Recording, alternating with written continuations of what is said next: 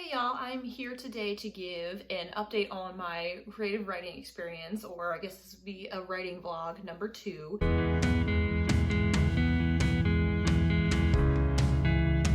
So the last one I gave was probably 3 weeks ago, almost a month ago. And since then, I had some productive days, I had some not so productive days, but I think that's all part of the writing process. So mostly I started strong by reading most of the chapters in Creative Writing for Dummies. So I'm at this point here, and these chapters at the end are all about how to get published and how to work with literary agents and getting your pitch out there and all that kind of stuff. So yes, I would like to know that, but I have to have a finished product and somewhere that it's like a, not exactly a final draft, but it's a work in progress where they can get something from it, and I feel pretty good about it when I submit it. So I still need to get to that point.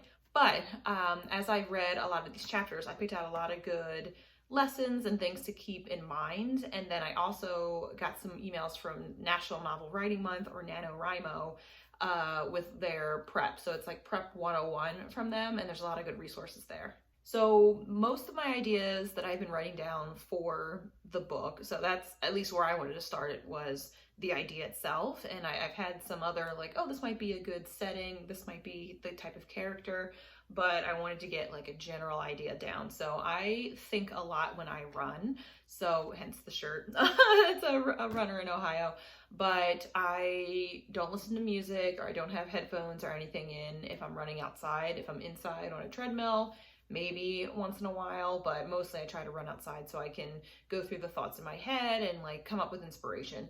So as I've been running, I don't know if anybody else does this, maybe not when you're running, when you're walking, driving through a neighborhood or residential area, I love looking at people's houses. Not like a creepy way, but I just like looking at the architecture, the landscapes, how they've decorated on the exterior of it. So I was an interior design major, so that doesn't really help on the exterior side, but my imagination allows me to think of what the inside looks like based off of the character and the personality of the outside. So anyway, that gave me some ideas to think of, like a setting, or like the type of plot I want to use. So there were some ideas there. And then a lot of the content from the book that I've been reading and then the other resources just said, like, use what you have in your own life and just make a spin out of that. I went back and forth with, should I make a memoir? And I do eventually, but I think at this point I want to start with fiction, because I want my imagination to run a little wild. It's a little hard for me to remember details, so as I'm thinking of my memoir or my non-fiction book or whatever, I want to make sure it's accurate, and I think there's a lot more research that goes into it. Even though it's my life and things that I'm experiencing, there's so much more to get it right that I want to do, that I don't want to rush it in these next few months. So I want to look at fiction, which still takes research, still takes a little bit more time and energy, but I can make up a bunch of stuff and not have to worry about fact checking unless I'm like quoting people or getting statistics or something like that. So that's where I went with that. I'm struggling a lot with the characters. So a lot of the exercises that they're having me do in this book is write like a character profile for your protagonist or your main character or characters, and then do a smaller profile for the secondary or tertiary characters. So for the primary ones, it's so much detail of not just the name, what they look like, their job, it's memories that they may have, it's their experiences when they were younger, it's their goals, their dreams, a fight that they had with their best friend that now they're on the outs. So it's so much backstory that you need to create. And that is where I'm struggling the most, is I just want to like start them fresh and not necessarily perfect, but there's so much that goes into the interactions with other characters or their actions that need to be explained by what happened in their earlier parts of their life. So it makes complete sense. It's just something that I'm struggling with. So the update on the characters is I don't have them yet, but I do know there will be a main female lead or female character, and then a secondary male character, and then a bunch of other tertiary ones. So that I think is a good start. And then my next exercise was, or that I planned out for my syllabus, was to create the plot and outline. So this was another thing, because in my mind, I want to know beginning, middle, and end, what happens to create conflict, how's it going to end. And I feel like that's so much pressure because that's what readers are looking for. I know that's what I'm looking for when I'm personally reading a book. So I've been like hitting myself on the head or kicking myself, trying to think of what would be a good plot that's not necessarily predictable. It's not necessarily like, where the heck did that come from? So there's something in the middle there. In comes this resource I found through the NaNoWriMo Prep 101 resource. It's the 3-act, 9-block, 27-chapter structure or outline, and it's changed how I'm approaching writing this book. So I did the exercise last night, and there's still some things I need to figure out, but it just helped to go through it all. So thinking of it kind of like a play, like there's 3 different acts. So you have act 1, act 2, act 3, and then within each act it gets divided into thirds, with like a beginning and middle and end of each act. So that I thought was pretty good to think of in that kind of way, to like move you into the next act as you work through the conflicts or the troubles or whatever. So I'll link below. I'm not doing a good job of explaining this. I'll link below where I saw that from, and the resource of an example of what they did with it, and like how to move forward with having that outline, because I thought it was really, really helpful. So at this point, like even when I was making this outline, I was getting excited. The characters were beginning to form in my mind, and like a little movie was starting to play in my mind, if that makes sense. I hope that's a good sign. It means that I'm excited and kind of am invested in it and engaged with the content and the plot that I've come up with. But I'm at that point too where I'm like nervous to share it with other people. And this is just the plot. Like, it's not even the whole book yet to give constructive criticism about.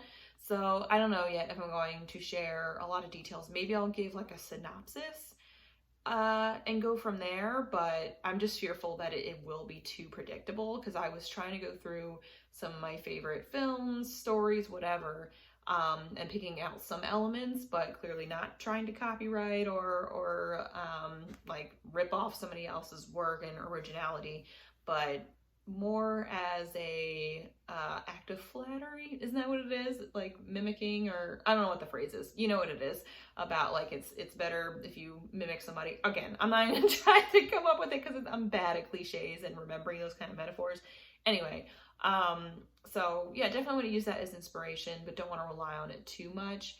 And when I share that with other people, I don't want it to be like, oh, that's like blah, blah, blah, blah, or that reminds me of this movie or this book, because I think that's so hard.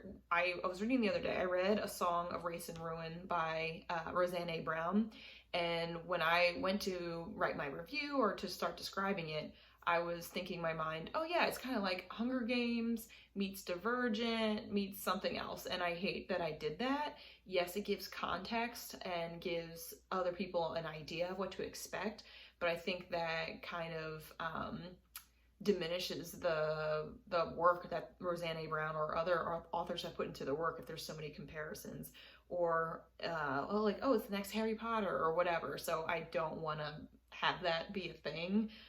It's inevitable. We are creatures that like to compare things, but I just want to have something that's original and exciting. So again, a lot of pressure I'm putting on myself. This is for me. That was another thing in this book, was they're like, oh yeah, make sure you don't have like these big dreams. You have to be realistic. Yes, it's okay to dream that you're going to be a published author by whatever age and sell X million copies of books. Awesome. But starting small, of you're going to finish this book, you're going to be proud of it, and you can share it with your close friends and family to start, I think is where I need to be. I can't be overshooting, because then I'll be disappointed.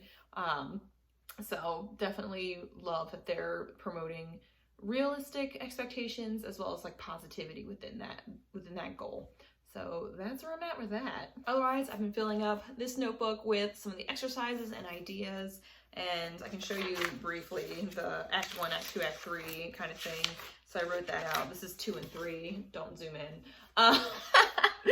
But yeah, but oh, and that's also what I liked. They said have more questions that you need to answer, again, with like the background information on the character, but there's things in here that I need to know. Okay, what's the point of view? What are the supporting characters like? What are some of the backstories of even the tertiary characters? So there's still questions I need to answer, but I like this step-by-step guide. Like, that's how I prefer to accomplish a lot of my tasks. If you know me, then this is not a surprise that I like to be organized and have things kind of structured for me. So that's just one way. There on the National Novel Writing Month website, there's other ways to create outlines, characters. There's so many different exercises on there that I had a chance to look through, but I found that this was the best one for me. So feel free, I'll put that link down below of NaNoWriMo Prep 101 and all of their resources. They also have a really good, I'm not following it because I have my own kind of syllabus or calendar set up, but they have week by week leading up to November 1st, which is the official start of National Novel Writing Month. So if you want to get in on that, that's great. I'm kind of like piecemealing and taking different aspects of those weeks because they have them all posted. They're not like waiting till the next week to share with you what those are. So I'm going to use what I can or use what I think is useful and then go from there. So yay to writing in National Novel Writing Month, which I'm preparing for 2 months early. Woohoo! So I'll keep you all updated on the writing process. So this is good. I needed to kind of express where I'm at and share.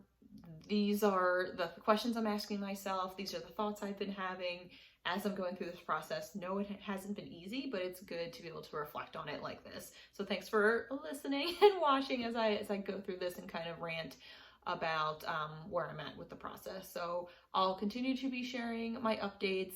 When we get into November, I might do a weekly catch up or weekly update instead of throwing in other reading ones. There might be reading ones in there too, but November will be focused on the writing process more than reading the books that I want to read for the year. So until then, I might have 1, maybe 2 more kind of check-ins to let you all know where I'm at, and then we'll go from there. But anyway, thank you so much for watching. If you like this video, please give it a thumbs up or comment down below. Let me know other tips of writing or questions that you may have that I can answer in the next one of how my preparation is or resources that I can share. I love sharing resources. But anyway, yeah, feel free to share this video. Feel free to hit subscribe and see more of these videos or other kind of reading videos that I'll have. And I will catch you all later. So have a great day and happy reading.